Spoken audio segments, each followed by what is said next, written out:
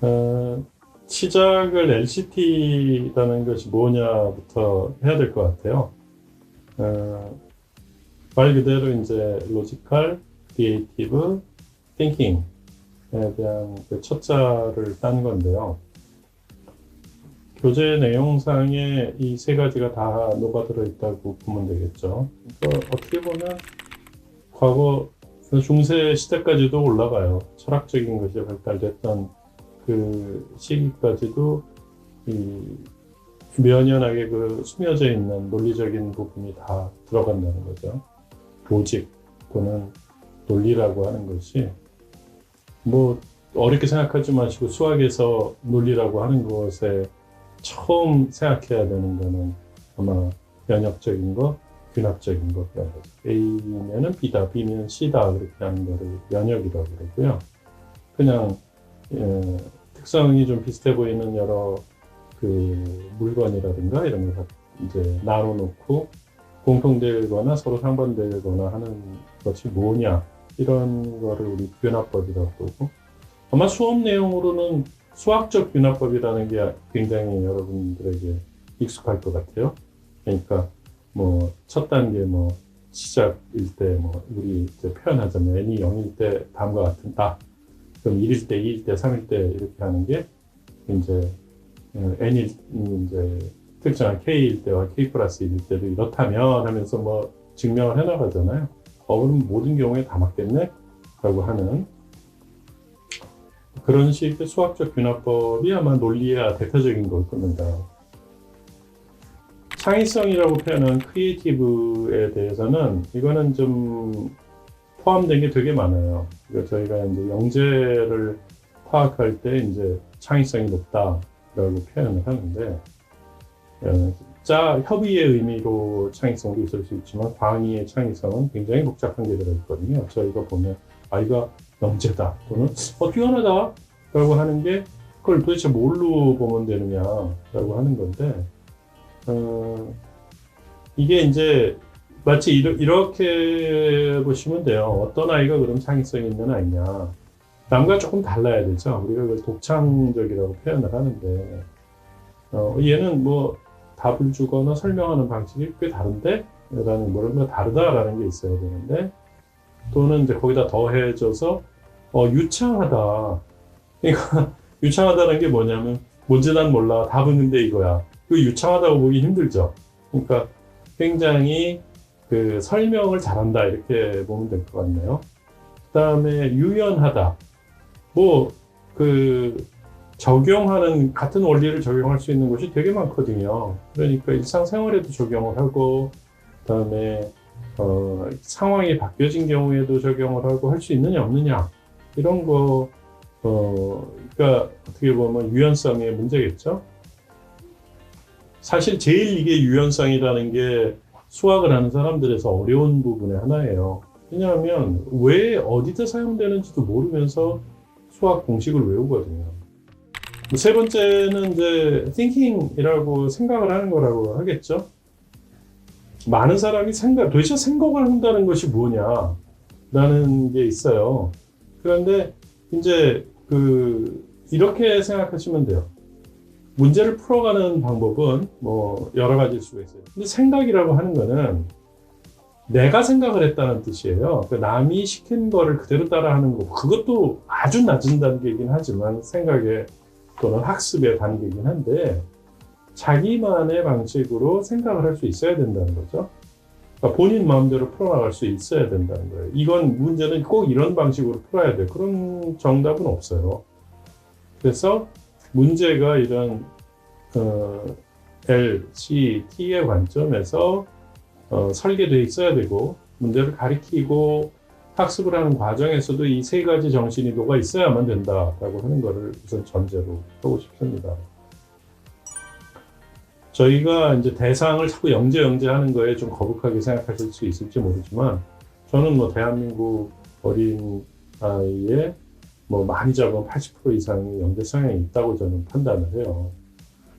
그리고 그런 면에서 보면은 이제 제가 이제 영재 학회하고도 일을 하면서 보면 영재들을 위해서 교육 콘텐츠를 개발도 하고 교육 방식을 개발도 하고 이렇게 했지만 제가 그렇다고 해서 일반 학생들을 전혀 돌보지 않았던 건 아닙니다. 같은 방식을 예를 들면 일반 이제 과학고등학교나 이제 이런 쪽의 학생들을 위해서 만들어진 걸 갖고 일반 고등학교 학생들에게 적용을 해봤거든요. 좀 재밌는 거는 이제 아무래도 이제 영재다 보니까 수학, 과학 이런 쪽을 했는데 굉장히 흥미있는 결과가 나온 게 뭐냐면 당연히 이제 일반 고등학교 학생들에게 이런 특별히 만들어진 교육 과정들을 전달을 하면서 수학과 과학의 성적이 올라간 거는 당연히 볼 수 있었어요. 확인을 할 수 있었어요. 그러니까 일반 아이들에게도 이게 굉장히 효과적이다. 근데 더 아주 드라마틱하게 오른 부분이 있습니다. 그게 국어 성적이었어요. 우리 기대도 안 했죠. 근데 그게 왜 그런 일이 벌어졌냐면 아무래도 그 LCT라는 거에 기반을 둔 교육을 하다 보니까 이 아이들이 논리적인 사고, 창의적인 사고, 그다음에 자기만의 생각을 표현할 수 있는 독특함이 반영이 돼서 국어 성적이 올랐다고 보고 국어 성적 오르는 거하고 영어 성적 올라가는 거는 굉장히 밀접한 관련이 있어요. 어문에서도. 따라서 수학이라는 거, 제가 여기서는 이제 수학과 영어의 결합이라는 것만 우선 초점을 두는데 이게 굉장히 의미를 많이 가지는 겁니다. 수학을 제대로 배운다는 거는 영어를 제대로 배울 수 있는 길이기도 해요. 그래서 요거를 한번 또 짚고 넘어가고 싶습니다. 제가 그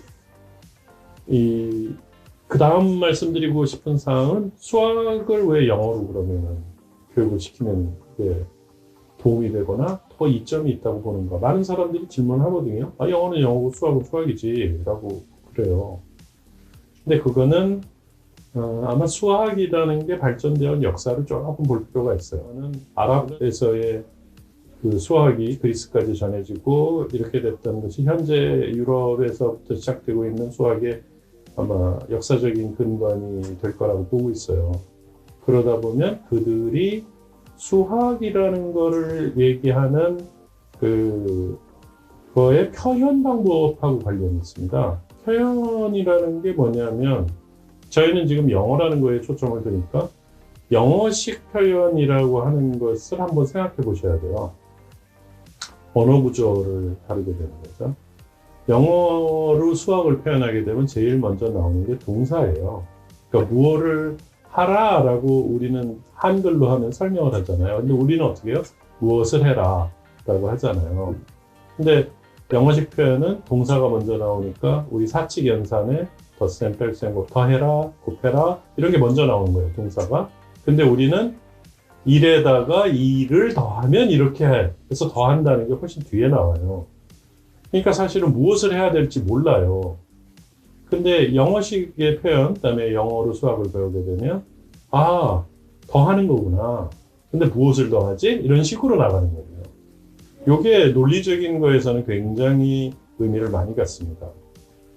더 다른 걸 떠나서 아마 요즘 보면은 그 프로그래밍이라는 거, 이제 밥 먹고 사는 거에 대한 거를 얘기하면서 프로그래밍이라는 걸 무시를 못 하는데 이게 아무래도 영미식의 그런 언어적인 거를 근간으로 하다 보니까 동사 위주로 되어 있습니다. 그러니까 프로그램을 잘하기 위해서는 영어식으로 생각을 하는 거를 키워나가야만 프로그램을 잘해요. 그러니까 함수 더하기는 하면서 뭐와 뭐를 더해라 이렇게 하는 식으로 표현을 하잖아요. 근데 이게 우리나라 어순이 그렇게 돼 있지 않은 거죠. 저 같은 나이 먹은 사람들은 한창 머리 좋아지려면 해야 되는 게 주산이었어요. 난 아직도 기억해요. 주산학원에 들어가서 할 때. 근데 굉장히 독특하게 선생님이 그 숫자를 불러주시거든요. 주판을 우리가 튕길 때 제가 한번 그 낭낭한 목소리로 얘기하자면 더하기를 1이요, 3이요, 4요 이런 식으로 합니다. 벌써 다르지 않아요? 1에다가 3을 더해라가 아니라 더하기를 무엇을? 1, 2, 3, 4를 이런 식으로 이렇게 영어식의 어순에 따르는 방식으로도 벌써 주산 가리킵니다. 다 의미가 있겠죠. 따라서 영어를 배우는 거는 수학적인 사고를 하는데 도움이 준다. 아까 얘기한 LCT하고 영어 이게 연관이 돼 있다는 거죠. 왜 머리가 더 좋아지게 되는가에 간접적으로 설명하기도 하는 거죠. 단기적으로 보면 이렇게 언어적으로 수학을 이해하기가 편해요. 근데 아까 한 중간적인 거는 프로그래밍 하거나 그래도 되게 편하게 될 거라고 생각을 해요. 근데 이제 그 좀 장기적으로 봐야 되겠죠? 제가 그냥 한번 말씀드리자면은 언어라는 거는 결국은 의사소통을 한다는 거예요. 과거의 수학 문제를 푸는 거를 우리는 혼자 푸는 거를 생각했어요. 그죠? 여러분들 지금 수학 잘한다고 그러는 거 혼자 문제를 잘 풀어서 예를 들면 올림피아드 나간다. 혼자 해야 되는 거죠? 그런데 현실의 문제들은 너무나 방대해요. 혼자 풀기에 힘들어요. 같이 풀 수 있어야 돼요. 명제성을 저희가 볼 때도요. 전문 분야 어느 분야를 잘하는 거를 보기도 하지만 여러 다른 분야를 통합할 수 있는 리더형 영재 굉장히 드물게 나타나는데 이런 것도 더 중요하다고 생각합니다. 그래서 우리를 그거를 전자를 스페셜리스트, 후자를 컨트롤리스트라고 그러는데 리더형 영재는 컨트롤리스트에 가까워야 됩니다. 그러니까 수학에 큰 문제가 하나 있다면 그 문제를 여러 개로 쪼개고 나중에 각자 풀게 한 다음에 그거를 결합시키는 능력이 되게 중요해요. 이건 문제 자체가 이걸 염두에 두고 만들어져야 된다는 거죠. 그냥 혼자 풀기를 전제로 한 문제는 적절하지 않아요. 그게 사실은 우리 생활에 어떻게 쓰냐고요? 아마 일반 생활에는 쓰지 않을 거예요.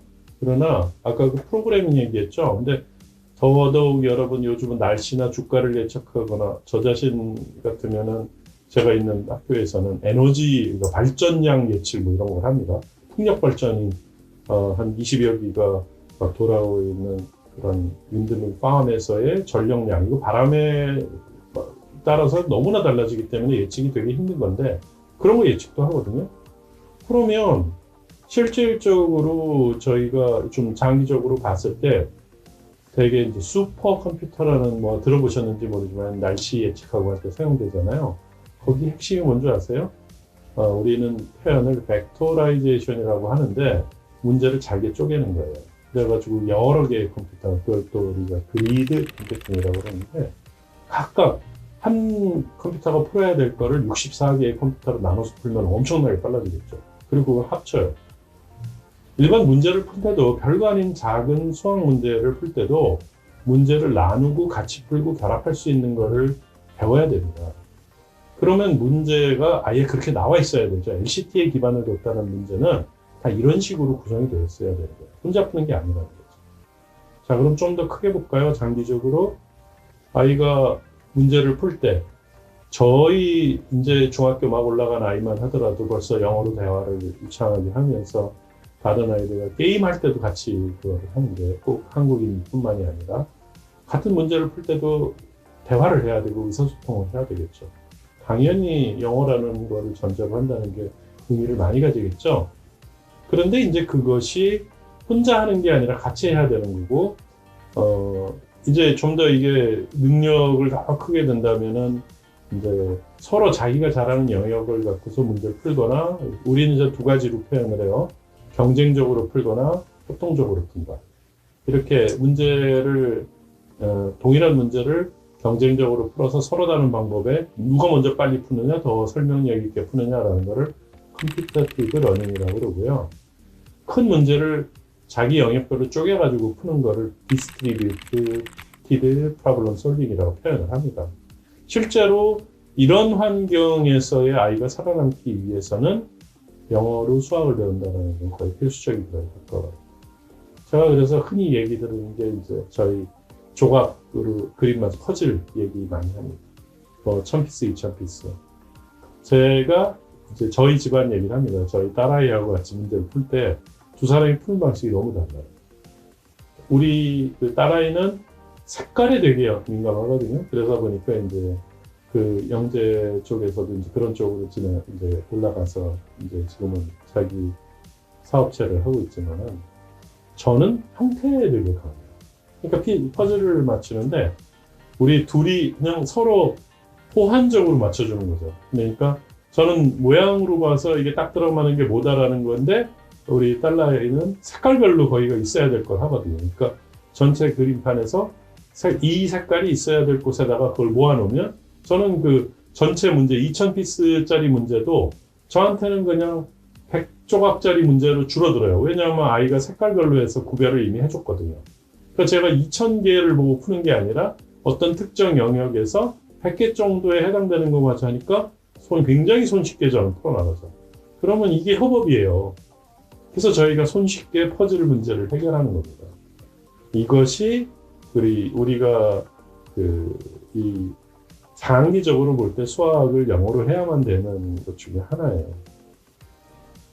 제가 가끔 그래서 미국 항공우주국 나사 얘기도 합니다. 거기 최고 책임자가 누구냐고요? 과학자일 것 같죠? 과학자는 과학자죠. 근데 자연과학자가 아니라 사회과학자예요. 경제학자가. 그 컨트롤리스트가 될 수 있는 사람이 수장이 되거든요. 수학, 물리 뭐 등등에 해당되는 전문가들은 다 스페셜리스트로서 있지만 전체적으로 궁극적으로 큰 문제를 함께 연결할 수 있는 사람이 되는 것은 바로 이런 능력을 가진 거예요. 그런 면에서 보면 제가 왜 수학을 영어로 배워야 되는 거를 아주 단기적, 중기적, 장기적으로 설명을 드린 것 같아요. 또 하나 저희가 강조하는 것 중에 하나는요. 수학이라는 거를 머릿속에 생각만으로 많이 하는데요. 사실은 손을 움직이는 소근육, 몸을 움직이는 대근육이라는 게 굉장히 중요합니다. 그리고 이게 영재성을 향상시키는 데 도움이 돼요. 실제적으로도 우리가 영재의 지능 구조론에 따라도 이게 몇백 가지 되지만 크게 하면 한 8가지쯤 되는데 그 중에 하나가 카이네틱이에요. 몸을 움직여서 익힐 수 있는 게 수학을 배울 수 있는 빠르고 효과적인 방법이라는 거는 이미 알려져 있는 것 중에 하나예요. 궁금하시죠? 몸을 움직여가지고 어떻게 수학을 배울 수 있는가? 그거는 정말 수업을 한번 들어보시면 알 것 같아요. 그러다 보니까 이렇게 되면은 많은 교구가 필요하게 됩니다. 우선 소근육부터 얘기를 할게요. 그러면 수학의 개념을 이해하기 위해서는 도움이 되는 교구가 많이 필요한 겁니다. 서로 만질 수 있어야 돼요. 손으로 느낄 수 있어야 돼요. 수를 몸으로 느낄 수 있다. 눈으로 보는 거로 해서 그게 숫자가 얼마니까 하나, 둘, 셋이다라고 하는 거와 눈으로 보는 게 분명히 숫자일 수도 있지만 나중에는 이게 색깔일 수도 있겠죠. 그러나 이제 감촉, 크기, 재질 같은 것도 숫자로 바꿀 수 있어야 됩니다. 나중에 소리도 오감을 다 써야 되니까 왜 시각만 쓰죠?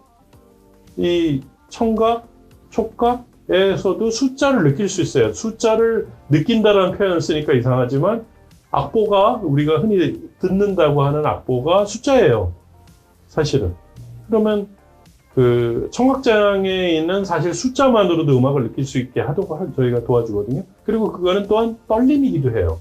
숫자는 진동하고도 관련이 있어요. 그리고 우리가 듣는 소리라는 것은 사실은 귀의 여러 가지 기관을 통해서 그 진동을 느끼는 겁니다. 그러면 왜 수의 개념을 1, 2, 3, 4라고 눈에 보이는 숫자만으로 할 거냐? 그게 아니다라는 거죠. 그러면 이러한 것이 그 중에 하나가 손발을 쓰는 거에 해당되는 거고 몸 전체를 쓰는 것도 있어요. 그러니까 이렇게 바뀌어야 된다라는 겁니다. 제가 색깔 얘기해서 숫자를 색깔로 얘기하는 빨주노초 파남보 그게 하여튼 이해는 되는데 당연히 빛의 스펙트럼이기도 하고 무지개 빛깔이기도 하죠. 근데 그러면 실제로 공학도가 되고자 하는 사람한테는 색깔과 숫자의 연계는 너무나 중요합니다. 왜냐하면 혹시 이제 나중에 배우게 되겠지만은 저항이라는 게 있습니다. 왜냐하면 전기가 전류죠. 정확히 하면 전류가 한꺼번에 너무 흐르게 되면 위험하거든요. 그러니까 조절을 좀 해줘야 돼요. 그러면 줄여줘야 되지 않습니까? 그런 걸 저항이라는 걸 통해서 줄여줘요. 그렇게 될 때 그 저항이 얼마나 크냐? 그 색깔로 표시되어 있거든요. 더 현실적인 얘기를 하자고요. 이게 도대체 숫자를 색깔로 왜 해? 공학도가 되려면 필수적으로 알아야 될 거래요. 이런 식의 개념이 연결되어 있어야 된다는 겁니다. 물론 이 아이가 모두 다 공대생이 되리라고 기대하는 건 아니지만요. 또 하나가 이제 수에 대한 개념은 덧셈의 세상과 곱셈의 세상이라는 게 존재해요. 근데 우리는 아마 여러분 거의 중고등학교 수학에서 수열이다 이런 것들 아마 배우게 될 겁니다. 근데 그게 이제 숫자가 들어가는 게 이게 등차 수열이다, 등비 수열이다 이렇게 하면 배워요. 근데 쉽게 얘기하면 그게 더하기 세상이면 곱하기 세상이라는 거거든요. 자연계의 세상은요, 곱하기 세상이 훨씬 더 많아요. 여러분 세포 분열하는 것처럼 세포가 2배로 되잖아요. 분열을 하면서. 그런 것처럼 곱하기 세상이 더 많습니다. 근데 우리는 수학이라는 거를 더하기 세상에 있죠. 세상에 더 많은 거를 설명할 때 곱하기가 필요한 거고, 근데 그 곱하기에 익숙하지 않은 수학적인 LCT 기반의 훈련이 아니라면 굉장히 애로사항을 많이 겪겠죠. 심지어는 공대생이 되더라고요. 따라서 이러한 것들이 다 녹아져 있는 교육 콘텐츠에 기반을 둔 교육이어야 되지 않을까 생각을 합니다. 저는 이 교육 그 교재의 책자에 Fun, Easy, With라고 하는 그 글을 보면서 되게 이거 만든 사람 되게 생각을 많이 했네 라고 했어요. 왜냐하면 Fun, Easy, With의 앞첫자를 따르면 F-E-W, Few라는 거예요. 정말 이 세상에 별로 몇 개 존재하지 않는 이라는 뜻이잖아요. 교재 자체가 세상에 별로 없는 그런 아주 유니크한 교재라는 생각이 딱 들어요. 그렇지만 말 그대로 풀면서 재밌어야겠네요. 그리고 그게 쉬워야 되겠죠. 아까 얘기한 그 본질이라는 거를. 그리고 어떻게 해야 돼요? 문제를 같이 풀 수 있도록 디자인되어 있어야 된다. 퍼즐 문제 하나만 하더라도 혼자 푸는 게 아니라 같이 풀면서 해결할 수 있어야 된다. 문제가 그렇게 설계됐어야 된다. 그런 모든 것을 함께 가지고 있다는 면에서 저는 이 LCT 교육 교재가 굉장히 의미를 가지고 있다고 생각을 해요. 뭐 이런 정도로 해서 왜 LCT가 뭐냐, 왜 수학은 영어로 배워야 하는가, 그게 단기, 중기, 장기적인 입장에서 어떤 의미를 갖는가, 그리고 조금 더 현실성 있는 문제, 수학이라는 것이 너무 현실과 괴리된 것처럼 보였다는 그렇다. 그래서 이거를 fun, easy, with라는 개념으로 풀어나갈 수 있기를 기대합니다. 이상입니다.